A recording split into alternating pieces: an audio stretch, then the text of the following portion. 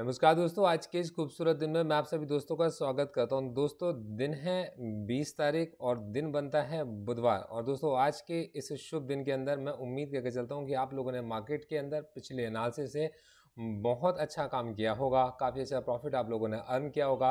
और अब आप लोग आगे मेरे साथ डिस्कस करके चलोगे कि आने वाले दिन के अंदर आज का जो डेटा है वो हमें किस तरीके की पोजीशंस की तरफ इशारा कर कर चलता है।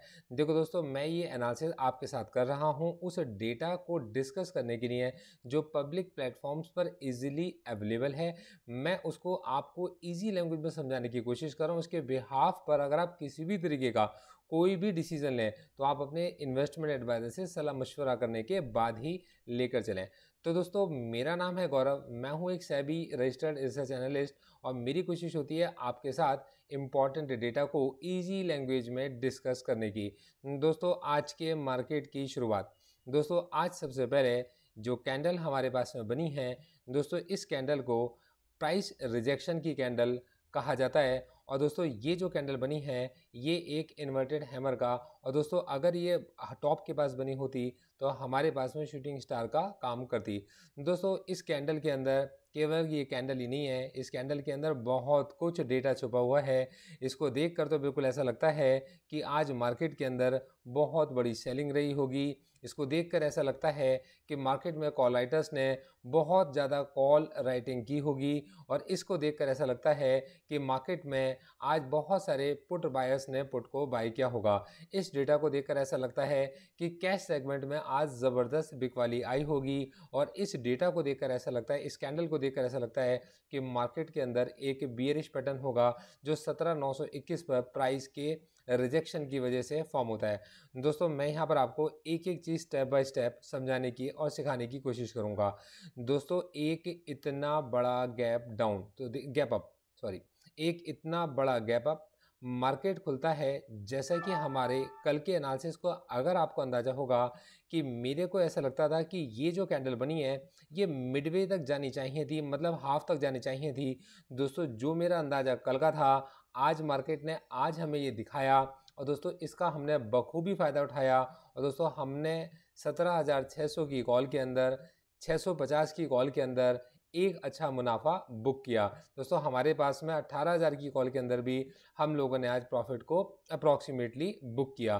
तो दोस्तों, ये वो जो कैंडल थी, इस एंड कैंडल की एक्सपेक्टेशन मैं कल के दिन के लिए कर गया था और ये कैंडल मुझे आज दिखाई देती है दोस्तों मोर देन 80% अबव अपने पिछले दिन के क्लोज हाई, मतलब ओपनिंग प्राइस के पास में ये कैंडल आज ओपन होती है। खुलते ही एक बुलिश मारूबोजू कैंडल बनती है। दोस्तों, इस कैंडल का ओपनिंग प्राइस था 17,770, जैसे कि कल का हमारा डिस्कशन भी था कि इस हाई के पास तक निफ्टी खुल सकता है। और दोस्तों, इसने अपना लो मारा 17,744 का। और दोस्तों, उसके बाद आज इसने 17,919 का हाई मारने के बाद 17,816 के पास में क्लोजिंग दी है। दोस्तों, मैं इसे 30 मिनट के टाइम फ्रेम पर लेकर आता हूँ और अब मैं आपको आज के दिन में जो भी काम बना होगा मैं उसको आपको स्टेप बाय स्टेप समझाता हूँ। दोस्तों, इतनी बड़ी गैप अप ओपनिंग केवल तभी पॉसिबल है जब कैश में किसी ने सचमुच की बाइंग करी हो। अब दोस्तों, ये जो बड़ी बाइंग है दो तरफा बाइंग हो सकती है।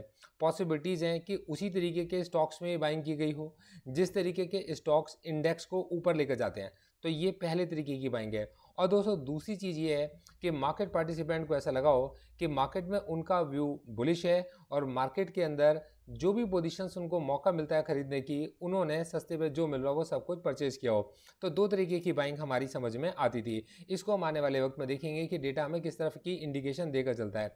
दोस्तों, इतनी बड़ी गैप अप ओपनिंग के बाद मार्केट को ज्वाइन करा कुछ और पॉजिटिव हैंड्स ने, मतलब और फर्दर बाइंग आती है। और दोस्तों, उसके बाद ये छुटपुट कैंडल्स आप समझ सकते हैं कि मार्केट में कभी बुल्स की और कभी बियर्स की आपस में फाइट होती है। और दोस्तों, मेरे लिए इंपॉर्टेंट लेवल था, मैं ये वेट कर रहा था कि अगर मार्केट 17,921 को तोड़ेगा तो दोस्तों मैं इसके अंदर कुछ बुलिश पोजीशंस अपनी ओपन करूंगा।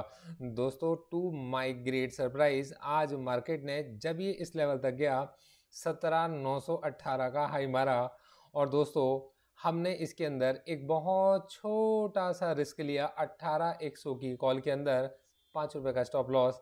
एक बहुत छोटा सा रिस्क 18,100 की कॉल के अंदर लिया। और दोस्तों, इसके बाद वो रिस्क हमारा अच्छा हुआ, वो छोटा ही रिस्क था।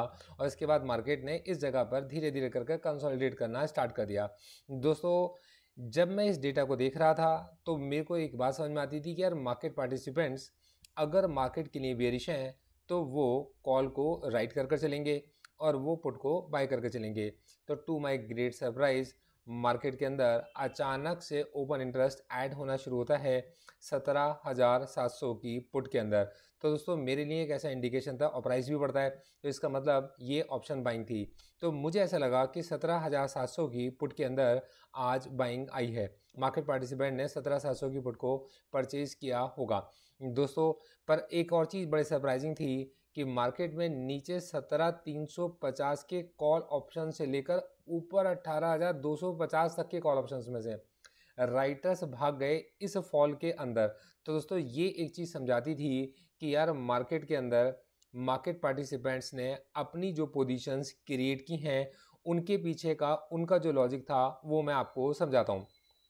तो मुझे ऐसा लगा कि कैश के अंदर जो बाइंग की गई थी वो केवल इंडेक्स को पुश करने के लिए की गई थी। दोस्तों इंडेक्स जब ऊपर की तरफ पुश हुआ मार्केट पार्टिसिपेंट को ऐसा लगा कि मार्केट में पुट के अंदर एंट्री लेने का उनको एक अच्छा मौका मिला और उन्होंने पुट के अंदर ऐसी एंट्री नहीं ली कि वो उनकी नेकेड पुट हो। उन्होंने पुट के अंदर जो एंट्रीज ली हैं दोस्तों कॉन्टिन्यूस अगर आप देखे चलेंगे तो वो हेज वाली स्ट्रेटजीज उन्होंने अप्लाई करी हैं।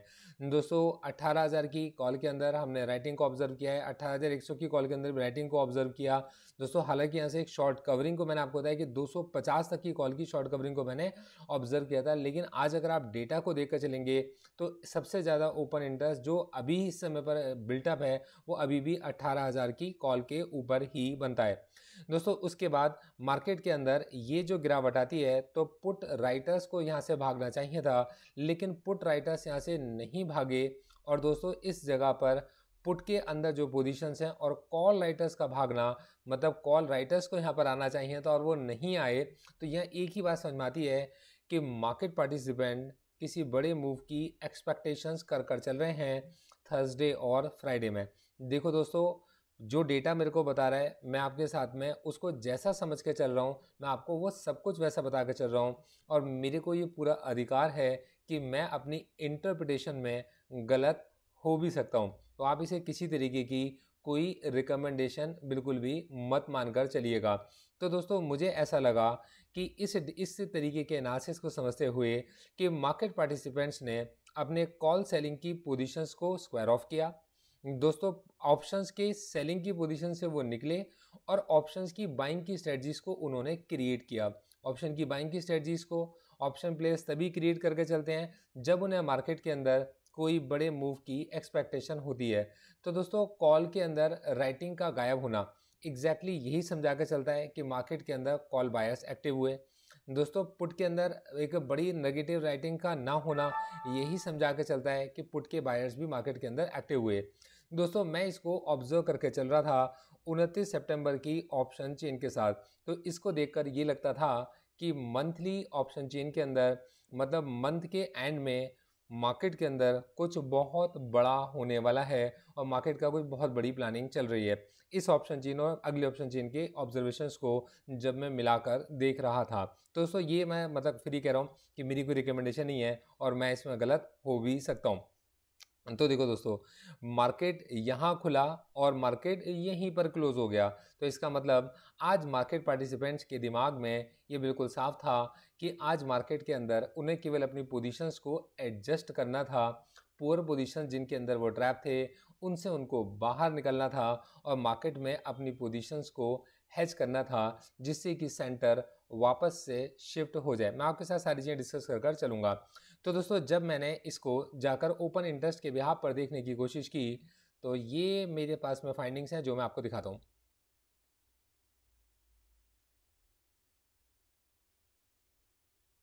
देखिएगा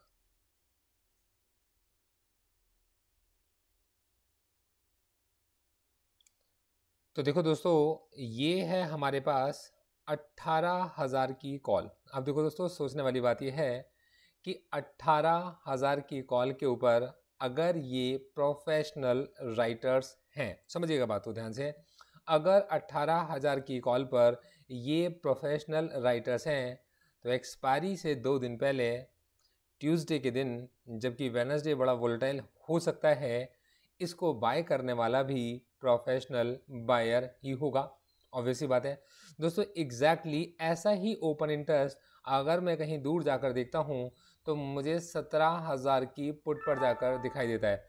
17,000 की पुट के ऊपर आज जो ओपन इंटरेस्ट है ये आप जाकर देख सकते हैं, और 18,000 की कॉल पर ये जो ओपन इंटरेस्ट है ये भी आप लोग ऑब्जर्व कर सकते हैं दोस्तों। इसके बाद मार्केट की पोजीशंस को अगर आप देख के चलेंगे तो ये आपका 17,800 के पास लेफ्ट साइड में जैसी पुट राइटिंग है, राइट साइड में वैसी ही हमारे पास कॉल राइटिंग भी है दोस्तों। कुछ जरा ऑप्शंस के अंदर से होने वाली शॉर्ट कवरिंग्स को देख लेते हैं कि चेंज इन ओपन इंटरेस्ट आज किस तरीके का रहा है। तो दोस्तों जब हम लोग चेंज इन ओपन इंटरेस्ट की बात करेंगे तो आप यहाँ पर देख पाएंगे कि बहुत बड़ा चेंज ओपन इंटरेस्ट का 17,700 की कॉल में, 17,750 की कॉल में, 17,800 की कॉल में दोस्तों, 17,850 की कॉल में बहुत बड़ा ओपन इंटरेस्ट में चेंज 17,900 की कॉल में भी आता है। और दोस्तों ये ओपन इंटरेस्ट में चेंज 18,150, 18,200, 18,250 तक की कॉल में भी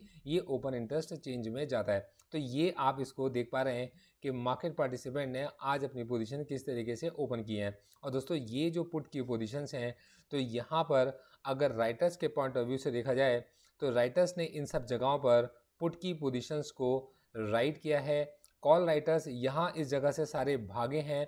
तो आप यहाँ पर देख पाएंगे कि पुट के अंदर अगर किसी जगह से कुछ शॉर्ट कवरिंग आई है तो वो 17,500 की पुट है, पर बाकी सब जगह पर अगर आप देखेंगे तो एक एग्रेसिव पुट राइटिंग हमें देखने को मिलती है। 17,800 की पुट के ऊपर एग्रेसिव पुट राइटिंग हमें देखने को मिलती है। लेकिन दोस्तों एक्सपायरी से एक दिन पहले ये राइटिंग समझ में आती है। एक्सपायरी के एक दिन से एक दिन पहले जब वेडनेसडे मार्केट वोलेटाइल होता है तब इसको बायर के पॉइंट ऑफ व्यू से समझना चाहिए, क्योंकि इसका जो प्रीमियम ब्रेक होना शुरू होगा वो कल 12 बजे के बाद से शुरू होना स्टार्ट होता है। तो दोस्तों इसी डेटा को जाकर जब मैंने थोड़ा आगे की तरफ एक्सटेंड किया और मैं जाता हूं और जाकर देखता हूं कि आज एफआईज ने और डीआईज ने किस तरीके का काम किया है, तो मैं ये देखता हूं कि हमारी जो ऑब्जर्वेशंस हैं, जो early in the morning observations थी, जो पोजीशंस को क्लोज करते समय ऑब्जर्वेशंस थी, जो पोजीशंस को ओपन करते समय ऑब्जर्वेशंस थी, वो एफआईज के मतलब प्रोफेशनल्स के डेटा के साथ एग्जैक्ट मैच करती हैं। आज मार्केट के अंदर 8,396 करोड़ की पोजीशंस को अगर ओपन किया गया तो 7,200 करोड़ की पोजीशंस को क्लोज कर 1196 करोड़ की नेट पॉजिटिव साइड में बाइंग एफआईज के थ्रू होती है। और दोस्तों एग्जैक्टली आज बायर्स में अगर आप देखेंगे तो डीआईज भी बाय साइड ही बैठे हैं, लेकिन कोई बहुत बड़ा चेंज उन्होंने डेटा का आज नहीं किया। और ये हमने कल भी देखा था, कल डीआईज ने सेलिंग में पार्टिसिपेट बहुत बड़ा नहीं किया। एफआईज मार्केट के लिए बुलिश थे।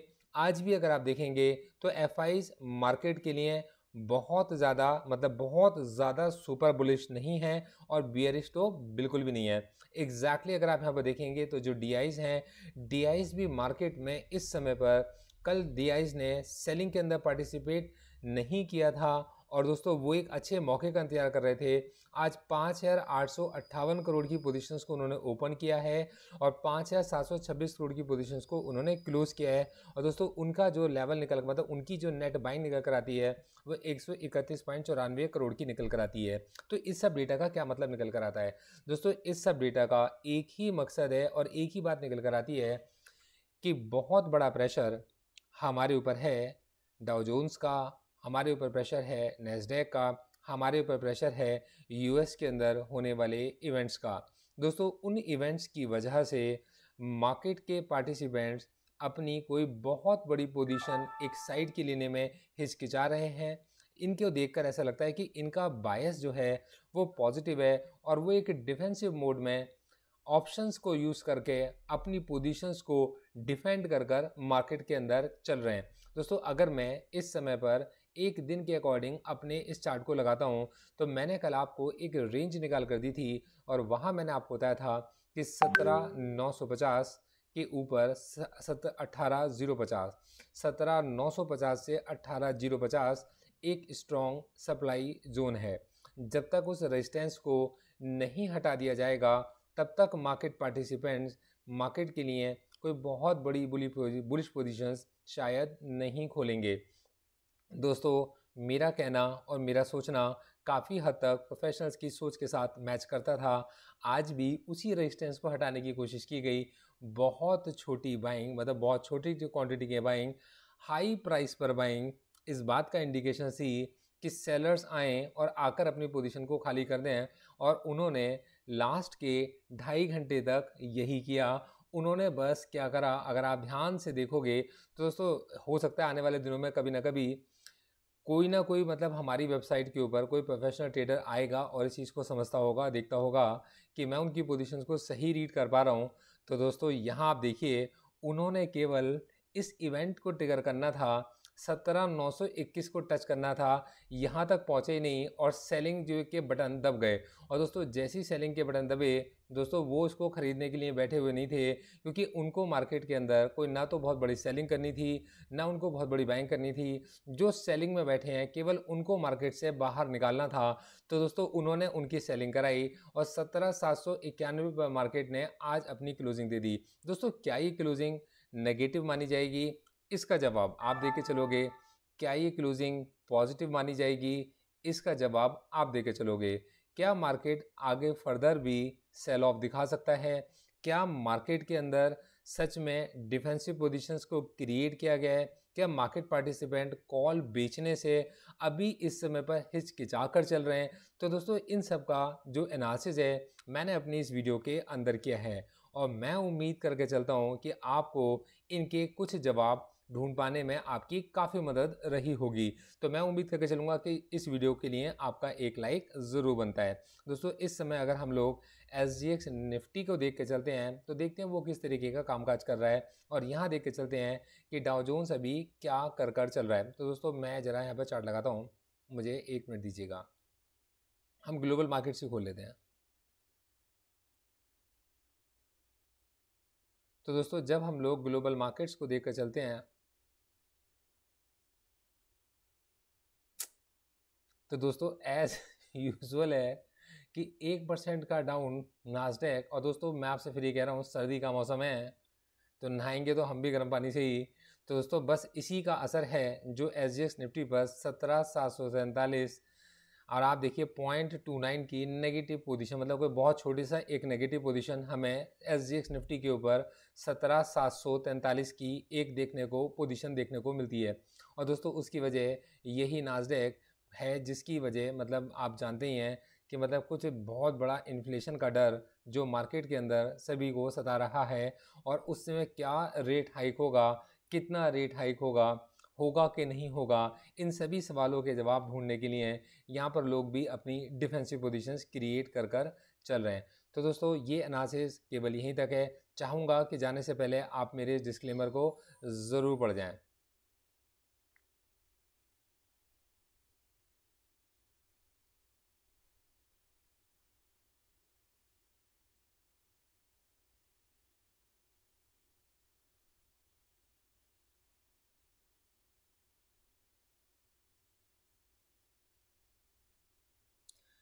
दोस्तों आज के लिए बहुत बहुत शुक्रिया। कल सुबह आपके साथ में मार्केट के एक और एनालिसिस के साथ मैं प्रेजेंट होऊंगा। उम्मीद करके चलता हूं कि आप हमेशा मेरे इस वीडियोस को देखते रहेंगे। All the best.